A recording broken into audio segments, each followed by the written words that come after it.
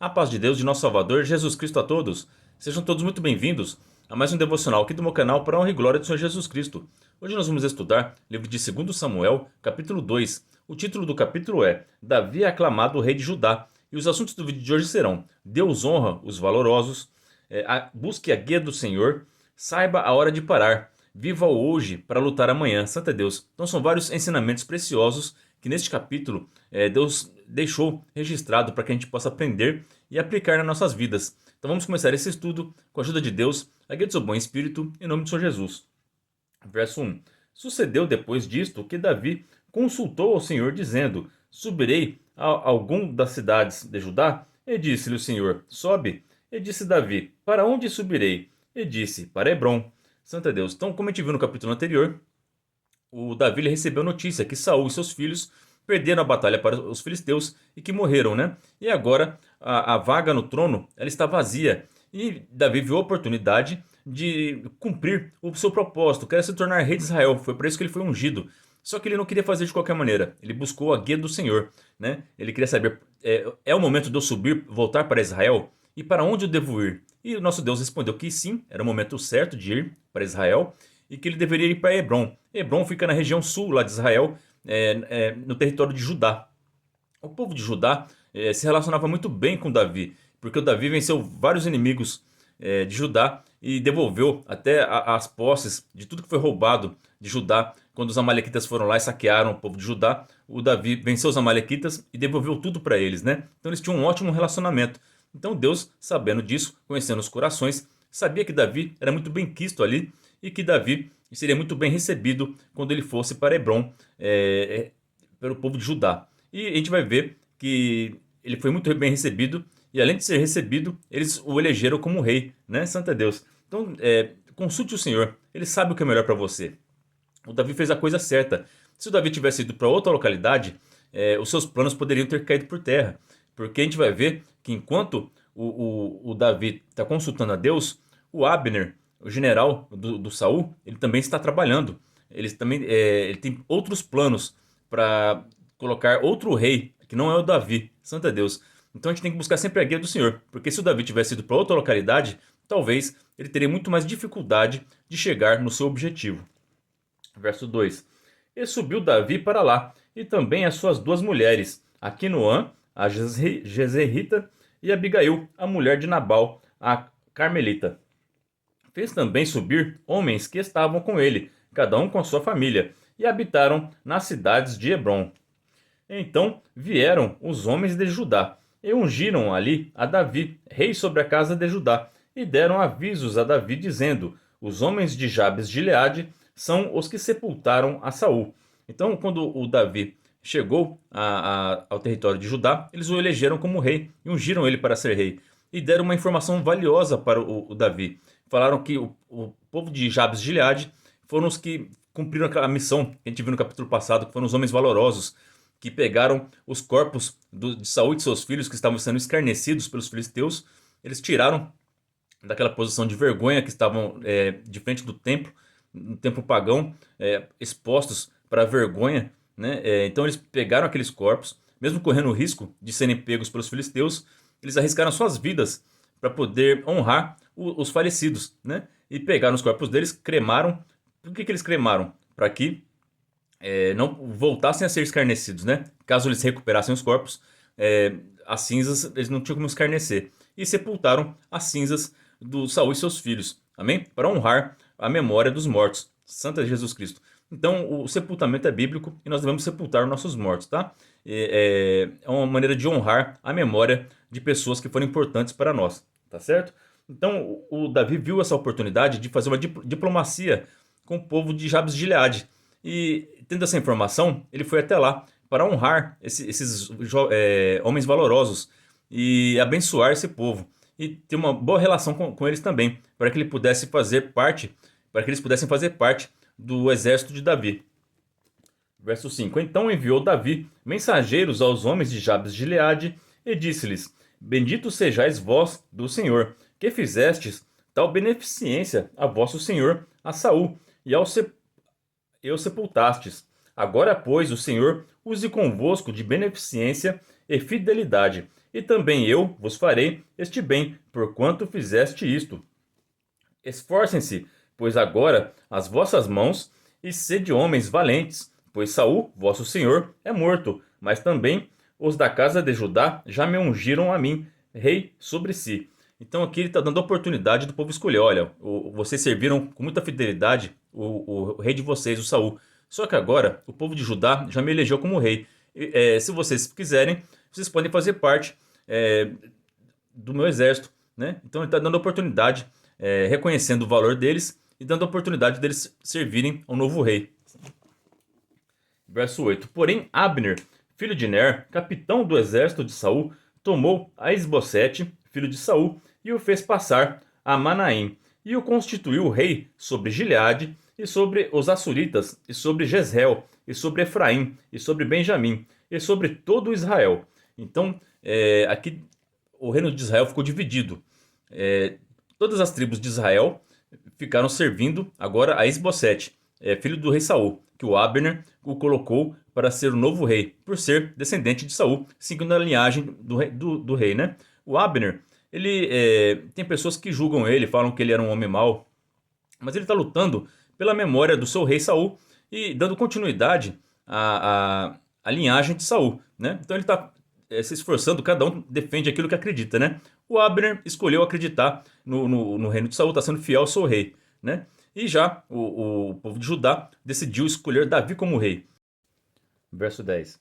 Da idade de 40 anos era Isbosete, filho de Saul, quando começou a reinar sobre Israel, e reinou 2 anos. Mas os da casa de Judá seguiram a Davi. Então, por 2 anos, Isbosete foi rei de Israel e Davi, rei somente de Judá. Então, olha a paciência do rei Davi. Davi não tomou nenhuma providência de batalhar contra o Isbosete. Não, ele esperou no Senhor. Então, espere no Senhor e a tua bênção virá. Você vai ter a oportunidade perfeita. Deus ele vai criar caminhos para você, tá bom? Não lute com suas próprias mãos. Espere no tempo do Senhor e tudo vai ser melhor para você. Amém? Verso 11. E foi o número dos dias que Davi reinou em Hebrom sobre a casa de Judá 7 anos e 6 meses. Então saiu Abner, filho de Ner, com os servos de Isbosete, filho de Saul, de Manaim, a Gibeon. E saíram também Joabe, filho de Zeruia, e os servos de Davi, e se encontraram uns com os outros, perto do tanque de Gibeon. E pararam estes desta banda do tanque, e os outros daquela banda do tanque. Então, aqui ó, após um tempo, os capitões, tanto o Joabe, capitão do exército de Davi, como o Abner, capitão do exército de Isbosete, eles se encontraram para pelejar, né? Porque um reino dividido não subsiste. Chega um momento que você tem que escolher quem é o seu rei. Santo Deus. O nosso Senhor Jesus Cristo falou, você não pode servir ao Senhor e a Mamon, ao dinheiro, né? Você tem que escolher um. Então, quem é o seu rei? Quem você escolheu para governar a sua vida? E por quem você luta? Né? Eu escolhi Jesus. E vocês? Eu creio que todos aqui que estão assistindo esse canal escolheram Jesus como rei e lutam pelo seu reino, evangelizando e espalhando o amor de Cristo a todos, né? Então, lute pelo que você acredita e mostre quem é o seu rei, né? Porque tem pessoas que dizem que acreditam em Cristo, mas não luta, não faz nada pelo reino de Deus. O que você está fazendo pelo seu rei? Santo Deus, porque o seu rei, ele fez tudo por você. Ele entregou a sua própria vida para perdoar todos os nossos pecados e poder abrir caminho para nós entrarmos no céu. Santo Jesus Cristo. Então dê valor a isso e lute pelo teu reino e pelo seu rei. E disse Abner a Joabe: Deixa levantar os mancebos e joguem diante de nós. E disse Joabe: Levante-se. Então aqui, como tinha 2 exércitos de grande número, eles queriam fazer um teste para ver a batalha, né? Igual como teve os filisteus contra o povo de Israel, eles escolheram um campeão de cada lado, né? Aqui eles vão escolher 12 campeões de cada lado para ver quem que venceria, para decidir a batalha sem que todos lutassem ao mesmo tempo, para evitar mortes desnecessárias, né? Mas a gente vai perceber aqui que neste momento Deus não queria um empate, Deus queria que tivesse uma batalha para mostrar com quem ele estava lutando. Santo é Deus. Então aqui olha só que incrível que aconteceu aqui, ó. Verso 15. Então se levantaram e passaram por conta 12 de Benjamim, da parte de Isbosete, filho de Saul, e 12 dos servos de Davi. Então, 12 representantes de cada exército. E cada um lançou mão da cabeça do outro e meteu-lhe a espada pela ilharga. Ilharga é a parte lateral aqui do corpo, tá? Abaixo das costelas aqui. E caíram juntamente, de onde se chamou aquele lugar Eucate Hazurim, que está junto a Gibeon. Eucate Hazurim, traduzindo do hebraico, é campo das espadas, porque ali 24 homens morreram ao mesmo tempo com suas espadas. Todos os, todos os soldados aqui, eles pegaram na cabeça do seu adversário e enfiaram a espada um no outro. Então todos morreram ao mesmo tempo. Foi algo assim que nem o Abner, nem o Joabe acreditavam que poderia acontecer isso. Então não houve vencedor, houve um empate. Então foi necessário eles lutarem com o exército deles, com todo o exército, porque a batalha não foi decidida pelos seus 12 representantes, né? Olha só como Deus permitiu que isso acontecesse, para que eles continuassem a batalha, para Deus mostrar que Deus era com o povo de Israel, com o povo de Davi, né? Aqui, ó, verso 17. E seguiu-se naquele dia uma crua peleja, porém Abner e os homens de Israel foram feridos diante dos servos de Davi. E estavam ali os 3 filhos de Zeruia, Joabe, Abissai, Azael. E Azael era ligeiro de pés, como uma das cabras montesas que há no campo. E Azael seguiu após Abner e não declinou de trás do Abner, nem para a direita, nem para a esquerda. Então aqui quando eles começaram a batalha, os soldados do Davi, eles prevaleceram sobre os soldados do Abner e colocou eles para correr. E na fuga, o Abner, como por seu comandante, o irmão do Joabe aqui, o Azael, ele era ligeiro. E ele pensou assim, eu vou perseguir o Abner, porque se eu conseguir derrotar o Abner, que é o comandante do exército do Isbosete, eu vou abrir caminho para o reinado do meu rei Davi. Então a intenção aqui do Azael era ótima. Só que a gente tem que colocar missões na nossa vida, objetivos que a gente possa alcançar. O Abner era um soldado experimentado em batalha. Ele já tinha muitas conquistas. E o Azael aqui era um mancebo, ele era jovem. Ele não tinha a mesma experiência que o Joabe, que era o comandante, né? O Joabe, sim, tinha a mesma capacidade do Abner, de batalha e de estratégia. Já o Azael não. O Azael, a única vantagem que ele tinha era a velocidade. E a fuga, o Abner, esperto, que quando a pessoa está em fuga, o ideal é ela ir para um lugar montanhoso. Porque a vantagem na batalha é de quem está por cima. Quem está por cima é muito mais fácil combater aquele que está por baixo, tá certo? Então o Abner, na sua estratégia, ele buscou refúgio num lugar alto, num monte. Ele também sabia que se ele chegasse no cume daquele monte, ele ia ter uma tropa esperando por ele lá. Então ele tinha 2 vantagens, a do terreno e tinha um reforço lá em cima o esperando, né? Santa Deus. Então o Abner, tudo planejado. Já o Azael só foi naquela força das suas pernas, sem planejamento, só com a coragem, cara e coragem, né, Santa Deus? Muitas vezes a gente vai só com a nossa cara e coragem e nós falhamos, e nós perdemos, e nós somos derrotados. Às vezes você tem um projeto, você não faz um planejamento, você tenta abrir uma empresa e logo essa empresa vem a quebrar e dá tudo errado. Aí você pergunta, nossa, por que está acontecendo isso comigo? Deus não me ama, Santa Deus. Mas não, foi falta de planejamento. Tudo faça de maneira pensada e planejada, tá certo? Senão, a chance de dar errado é muito grande, tá certo? Faça que nem o Davi, consulte o Senhor. Davi consultou o Senhor para ir para Hebron. Ele não foi fazendo de qualquer maneira, né? Com a cara e a coragem, não. A gente tem que ter planejamento e sempre consultando o Senhor se nós estamos de acordo com seus planos. Mas aqui o Azael continua a perseguição contra o experimentado Abner. Vamos ver o que vai acontecer? E Abner, olhando para trás, disse, És tu Azael? E disse ele, Eu sou. Então lhe disse Abner, Desvia-te para a direita ou para a esquerda, e lança a mão de um dos mancebos, e toma os seus despojos. Porém Azael não quis desviar-se de trás dele. O Abner está dando um aviso para ele. Azael, eu te conheço, você é irmão do capitão, você é jovem ainda, vai lutar contra o jovem que não tem experiência igual você, e você pode ficar com os despojos dele. Deixa eu ir, vai ser melhor para você. Mas o Azael estava pensando que ele estava blefando, que ele estava com medo, que ele estava fugindo. E continuou a perseguição. porque o objetivo dele era claro para ele. Na cabeça dele, os planos dele era: eu vou derrotar o capitão do Esbocete e meu rei Davi vai ficar muito feliz comigo. Às vezes a sua intenção é boa, você acha que está tentando agradar ao seu Senhor, a Jesus Cristo, mas você acaba, sem planejamento, prejudicando o reino de Deus. Então toma cuidado com isso. Tenha planejamento e consulte ao teu Senhor se é o momento certo, se é o lugar certo para você agir, tá certo? Então Abner tornou a dizer a Azael: desvia-te de trás de mim, porque há de eu ferir-te e dar contigo em terra. E como levantaria eu o meu rosto diante de Joabe, teu irmão? Olha só, ele tá, apesar de serem inimigos, rivais, é tudo família, é tudo aqui, eles foram criados juntos. É, o Abner conhecia o Joabe, são todos os filhos de Israel, são todos descendentes de Abraão. Ele não fica feliz com a derrota dos seus irmãos. Ele que não tava, ele também sabia a desproporção, que ele era um guerreiro, ele é um homem honrado. Ele não queria matar um jovem que está aprendendo, que não tinha capacidade de lutar de igual para igual com ele. Então ele deu a oportunidade dele se desviar. Mas o Azael, ele estava obcecado e que queria aquela vitória. E às vezes, quando a gente está obcecado, a gente perde a razão. E as consequências que vêm na nossa vida são desastrosas, né? Verso 23.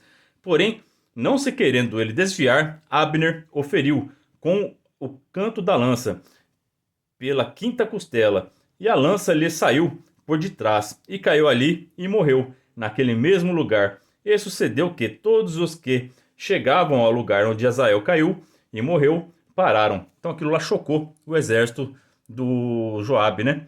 Porque o Azael era um homem valoroso, era um jovem cheio de vida, com força nas pernas, que tinha coragem, e morreu ali de uma maneira desnecessária, né?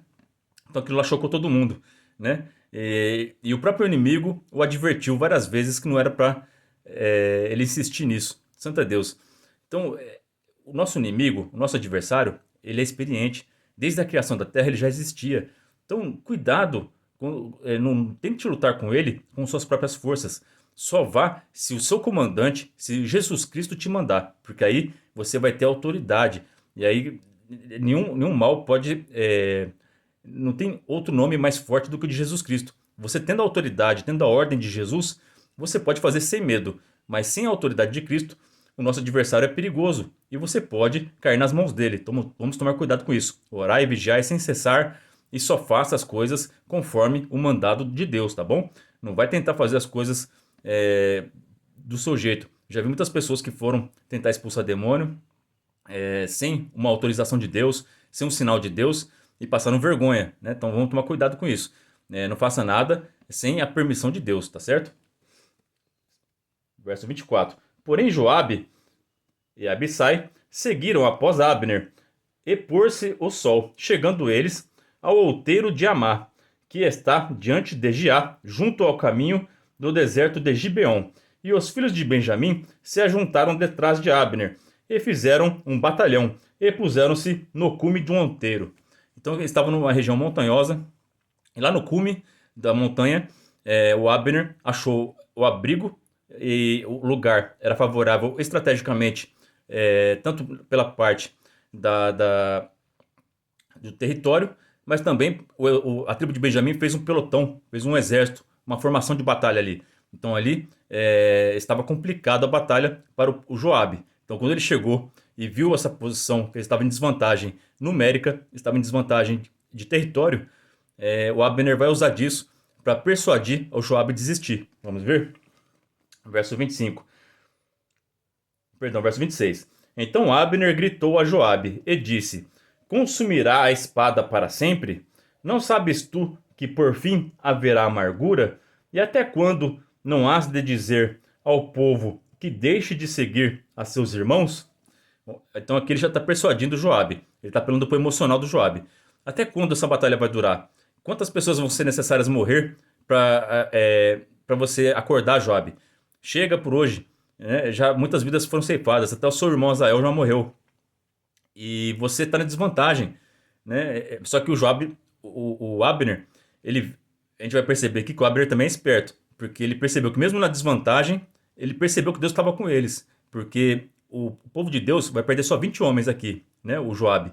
Já o exército do Abner, eles perderam 360 pessoas. Então ele viu que mesmo com as vantagens que ele tinha numérica e de estratégia e de território, ele perdeu mais homens do que o exército do Joabe. Então aqui ele estava com um pouquinho de medo. Então ele usou essa estratégia também, porque ele queria cessar aquela batalha, para ele se reorganizar, para ele planejar uma outra guerra, né? Uma outra batalha, porque ali ele ficou preocupado. Será que se a gente continuar isso daqui, eu acho que eu vou perder, né? Vamos ver o que o Joabe vai responder? E disse Joabe: Vive Deus, que se não tivesse falado já desde pela manhã, o povo teria cessado, cada um de seguir a seu irmão. Então Joabe tocou a buzina, e todo o povo parou, e não perseguiram mais a Israel, e tampouco pelejaram mais. Então Joabe, ele acatou o conselho do Abner, né? Também porque eles já estavam cansados, né? Porque a batalha foi feroz ali. Eles venceram 360 dos soldados do Abner, e numa região territorialmente desvantagem, com menos soldados, então a batalha foi difícil, eles estavam cansados também. Então o Joabe pensou, é melhor sobreviver hoje para lutar amanhã. Santa Deus, nas nossas vidas muitas vezes é assim.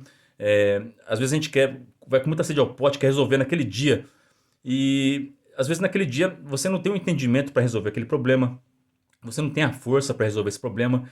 Então, na palavra de Deus fala assim, a cada dia o seu mal. Então faça suas batalhas do dia, amanhã é outro dia. Amanhã vai te dar novas oportunidades, novas chances. E você, se persistir com fé, você será vencedor, tá certo? Então não vai com sede ao pote não. Vai devagar e sempre, e Deus vai te dando as vitórias no momento certo, amém? Verso 29. E caminharam Abner e os seus homens toda aquela noite pela planície, e passando o Jordão, caminharam por todo o Bitron e vieram a Manaim. Também Joabe se tornou de seguir a Abner, e ajuntou todo o povo, e dos servos de Davi faltaram 19 homens, e Azael. Foram os 20 pessoas que morreram do exército de Joabe, né? 12 naquela batalha inicial, de 12 contra 12, e depois mais 8 pessoas no restante da batalha. Porém os servos de Davi feriram dentre os de Benjamim e dentre os homens de Abner a 360 homens, que ali ficaram mortos. E levantaram-se a Azael e sepultaram-no na sepultura de seu pai, que estava em Belém. E Joabe e seus homens caminharam toda aquela noite, e amanheceu-lhes em Hebrom. Santo Deus. E aqui acabou essa batalha. No próximo capítulo, nós vamos ver o desenrolar dessa história, né? Então aqui, muitas lições importantes. Então viva hoje para lutar amanhã, Santo Deus. A cada dia, Deus vai te dar novas oportunidades e vai restaurar suas forças e vai te dar novas ideias, e você será vencedor em Cristo Jesus. Essa é a palavra. Que Deus abençoe todos vocês. Ore a Deus por mim e pela minha família, e que Deus seja sempre hoje eternamente louvado em nome de Jesus Cristo, que vive e reina para todos sempre. Amém.